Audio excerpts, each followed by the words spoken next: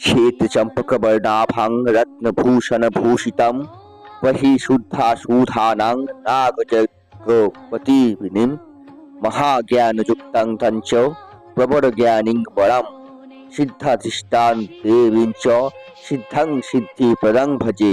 অর্থাৎ যার দেহের বর্ণ শ্বেত চম্পক ফুলের মতো শুভ্র, অঙ্গে বিভিন্ন প্রকার রত্নভূষণ শোভা পাচ্ছে, যিনি অগ্নিবর্ণের রক্তিম বস্ত্র পরিধান করেন, মহাজ্ঞানযুক্তা, জ্ঞানীদের প্রাধান্য, শ্রেষ্ঠা, সিদ্ধগণের অধিষ্ঠাত্রী দেবী, সিদ্ধি স্বরূপিণী এবং সিদ্ধিদায়িনী, তার সদা ভজনা করি।